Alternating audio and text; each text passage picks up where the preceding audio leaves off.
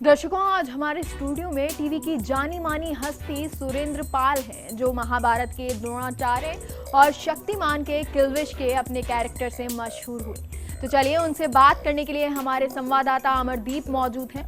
चलते हैं उनके पास और रूबरू होते हैं सुरेंद्र पाल जी से।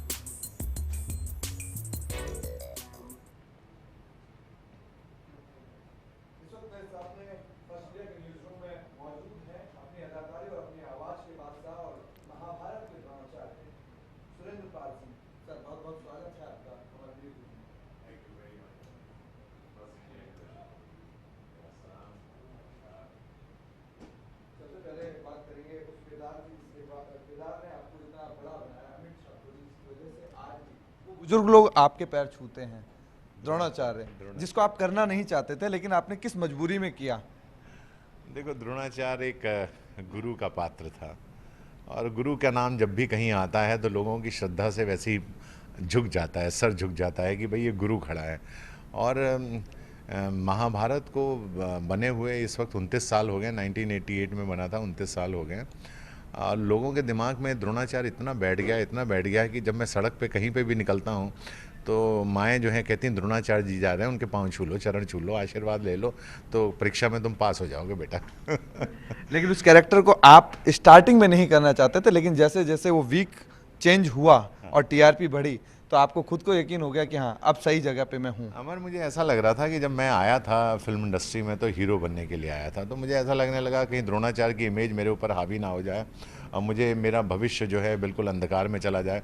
और हमने ये भी नहीं सोचा था कि महाभारत नाम का ये जो सीरियल है ये इतना पॉपुलर होना होगा, इसकी भी कोई गारंटी नहीं थी। रामायण बहुत पॉपुलर हो गया था क्योंकि राम की उसमें भक्ति थी, राम और सीता और लक्ष्मण और हनुमान जी थे उसमें। और आप जानते ही हैं कि उनकी भक्ति कितनी ज़्यादा है हमारे देश के अंदर और लोग कितना ज़्यादा उनको मर्यादा पुरुषोत्तम राम के नाम से, तो हम जो कुछ आज हम हैं, अपना अस्तित्व है, उनकी वजह से ही है हमारा।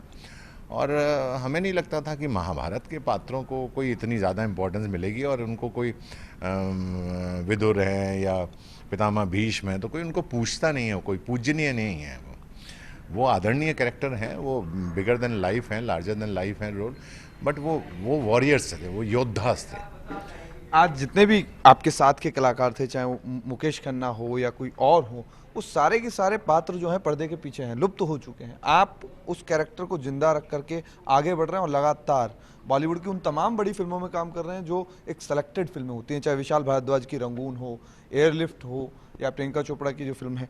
वो सेलेक्टेड किरदारों के लिए जब आपको स्क्रिप्ट दी जाती है तो वो आप चूज करते हैं कि नहीं, मेरे को ज़्यादा फिल्में नहीं करनी। इसके लिए मैं सारा श्रेय अपने दर्शकों को देना चाहूँगा कि अगर उन लोगों का मुझे इतना प्यार नहीं मिला होता तो शायद मुझे इतना काम भी नहीं मिला होता। जिस तरह आज 29 साल से मैं टेलीविज़न में काम करता चला जा रहा हूँ और करीब 10,000 एपिसोड तक काम कर चुका हूँ। और जितने भी हिंदुस्तान के बड़े धारावाहिक बने हैं, जितने भी बड़े बड़े धारावाहिक बने हैं, करीब करीब उन सभी में मुझे काम करने का मौका या सौभाग्य आप कह सकते हैं मिला। और कहीं ना कहीं एक वो बच्चन साहब की हरिवंश राय बच्चन जी की कविता भी है ना, मेहनत करने वालों की कभी हार नहीं होती है, मेहनत करने वालों की कभी हार नहीं होती है। शायद मैंने अपने करियर को बड़ा ही सीरियसली लिया और बड़ी मेहनत करता रहा और मैंने कभी भी ये नहीं कहा कि अब मैं अपने मुकाम तक पहुंच गया हूं, नाउ मैं आई रीच माय डेस्टिनेशन। मैंने ऐसा कभी नहीं कहा। मैंने कहा मैं अभी भी सीख रहा हूँ और आज भी मैं एक्टिंग सीख ही रहा हूँ। मैं अपने डायरेक्टर को फॉलो करता हूँ, मैं उनको बहुत ज़्यादा मानता हूँ, मान सम्मान सब देता हूँ। तो शायद इसीलिए मैं इतनी लंबी इनिंग खेल गया हूँ और आज भी मेरे 3-3 शो ऑन एयर चल रहे हैं। इन दिनों स्टार प्लस पे ही चल रहा है क्या कसूर है अमला का और जाना ना दिल से दूर, और दूसरा शो मेरा महाराजा रंजीत सिंह शुरू हो रहा है और भी 3-4 शो ऑन लाइनअप हैं। प्लस साथ में फिल्में भी आ जाती हैं इस बीच में और कुछ अच्छी फिल्में फिर सेलेक्ट करके करता हूँ, जिसमें अभी मेरी रिलीज़ हुई है विशाल भारद्वाज की रंगून। कंगना रनावत, सैफ और शाहिद जैसे बड़े बड़े कलाकारों से साथ काम करने का एक मौका मिला, मुझे सौभाग्य मिला। खैर मेरी ये ख्वाहिशें सभी जो मैंने चाहा है वो सब पूरी हुई हैं। मैंने अमिताभ बच्चन साहब के साथ काम करने की इच्छा प्रकट की थी, वो भी मुझे, और जयपुर में ही आपकी पूरी हुई। जी जी जी, जयपुर में हुई। खुदा गवाह मेरी फिल्म 91 की बात कर रहा हूँ, तो मैंने ये फिल्म की थी। और महाभारत के तुरंत बाद की बात है। और जब वहाँ पे लोग दर्शक आते थे किले के ऊपर शूटिंग देखने के लिए, तो वो अमिताभ बच्चन को तो चिल्लाते थे, पीछे से मेरे लिए भी चिल्लाते, ओए ये बैठा है द्रोणाचार्य, ये बैठा है द्रोणाचार्य। तो महाभारत की पॉपुलैरिटी जो थी हर जगह और आज तक चल रही है, आज तक पूरा हिंदुस्तान मुझे द्रोणाचार्य के नाम से ही बुलाता है और मुझे अच्छा भी लगता है। मुझे ऐसा लगता है कि मेरा नाम ही द्रोणाचार्य है। सुरेंद्र पाल नाम से बहुत कम लोग जानते हैं। आज के जो यंगस्टर्स हीरो हैं वो बहुत ज़्यादा फिजिक पे ध्यान देते हैं, बहुत सारा लिमिटेड सा फूड, लिमिटेड सी सारी जिमिंग, लिमिटेड सी स्विमिंग। लेकिन प्रियंका चोपड़ा कहती हैं कि आप ग्लो जो लेके आते हैं वो कहाँ से लेके आते हैं, क्योंकि आप उन्हीं की जिम में जाते हैं। और उन्होंने पूरे अवार्ड फंक्शन में ये कह दिया कि जो ग्लो है ये ग्लो कैसे आप मेंटेन करते हैं। मैं शुरू से अपने सभी कलाकारों को और अपने दोस्तों को, अपने कुलीग्स को हमेशा ये कहता रहा हूँ कि भाई अपनी फिटनेस पे हमेशा ध्यान रखो। भले ही पहले हमारे इतने जिम्स वगैरह नहीं होते थे, इतनी ज़्यादा ट्रेनिंग वगैरह नहीं थी, ये सब जो आजकल प्रोटीन मिलने लगा है ये सब पहले नहीं मिलता था। और आज भी मैं इसके ख़िलाफ़ हूँ। उन सभी लड़कों से कहना चाहूँगा कि ये प्रोटीन्स वगैरह मत खाइए, ये सब केमिकल है, ये आपको रियलिटी से बहुत दूर ले जा रहा है। कि जो भी चीज़ है नेचुरल वे में लेने की कोशिश करिए, जैसे हरी सब्जियाँ, फ्रूट्स, ये सब चीज़ें हैं। और हमारे टाइम पे ये सब चीज़ें थीं और हम हमेशा ये सोच के मैं चलता था। मैं अपनी बात कर रहा हूँ कि भाई घोड़े को हमेशा तैयार रखो, पता नहीं किस दिन डर्बी में दौड़ने का मौका मिल जाए तो तुम दौड़ जाना, फिर ये नहीं रहना चाहिए कि घोड़ा पीछे रह गया। इसलिए हमेशा अपनी हेल्थ के बारे में थोड़ा सा केयरफुल रहिए और जो आप खाएंगे वो आपके शरीर में दिखता है।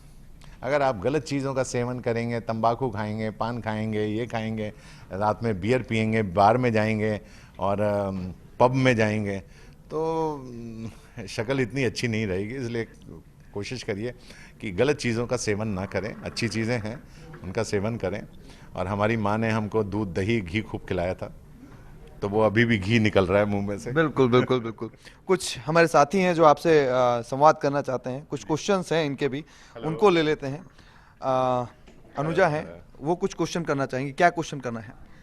वैसे तो आपने बहुत सारे कैरेक्टर्स प्ले करे और द्रोणाचार्य का जो कैरेक्टर है वो काफ़ी फेमस भी हुआ है, बट मैं जानना चाहूँगी कि कौन सा एक कैरेक्टर जो आपके दिल के बेहद करीब है और आपका फेवरेट है? मैं ये कहना चाहूँगा कि द्रोण तो मेरा डेफिनेटली एक फेवरेट कैरेक्टर रहा और हिंदुस्तान में लोगों ने मुझे उस रोल में बहुत ज़्यादा देखा और सराहा भी।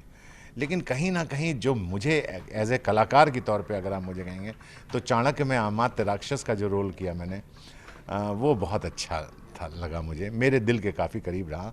और उसके बाद जो 25 साल के बाद फिर मैंने देवों के देव महादेव में प्रजापति दक्ष का जो रोल किया है वो मुझे बहुत अच्छा लगता है, क्योंकि उसने दक्ष को एक जीवंत कर दिया है।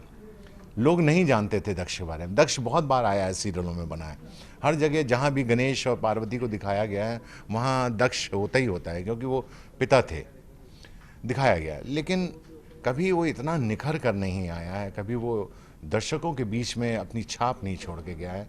लेकिन मुझे कहीं ना कहीं लगा कि मैं दक्ष को एक चुनौती के रूप में स्वीकार किया।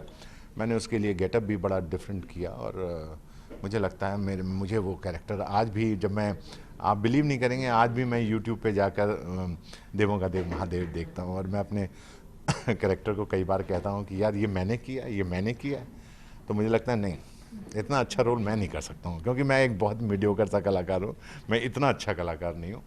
लेकिन मुझे लगता है कि वो रोल करने में ऊपर से एक शक्ति आई थी जो मेरे अंदर समा गई थी और उसने मुझसे काम करवाया और वो 2 साल तक रही मेरे अंदर और 2 साल बाद चली गई। फिर मैं नॉर्मल आदमी हो गया, फिर मैं ये जाना ना दिल से दूर और क्या कसूर है अमला का और दिया बाती और ये सब सीरियल करने लगा हूँ, नॉर्मल वाले जो होते हैं, जो सास बहू वाला सागा शुरू हो गया।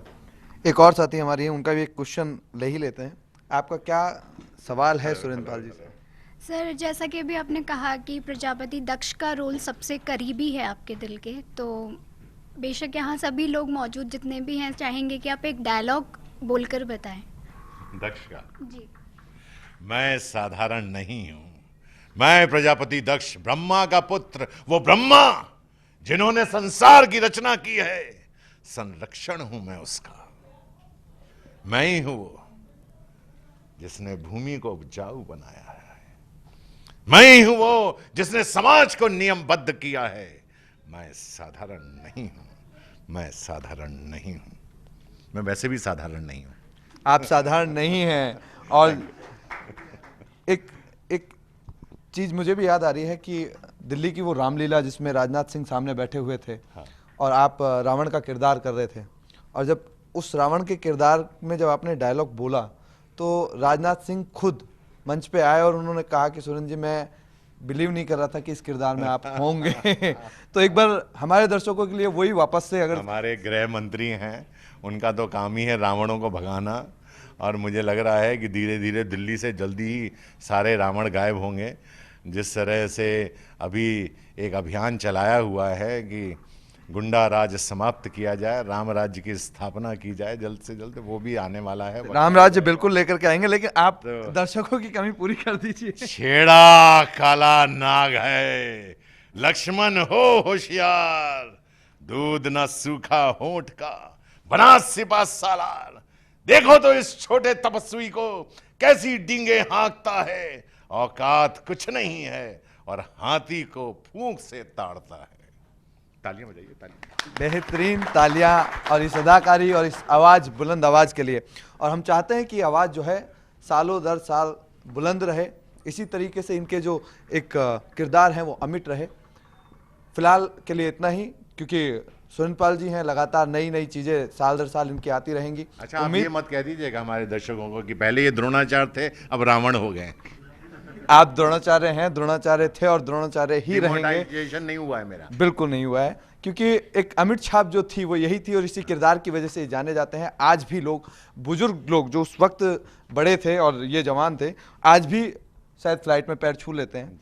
तो ये किरदार जो है इनका अमिट रहे, अमर रहे, यही हमारी कामना है, और इनके उज्जवल भविष्य की हम लगातार कामना करते हैं। और सबसे बड़ी चीज़ तो ये है कि हम इनके जितने भी नए और यंगस्टर किरदार आने वाले हैं अभी और फिल्मों में, उनके लिए भी हम बहुत बहुत बधाई देना चाहते हैं।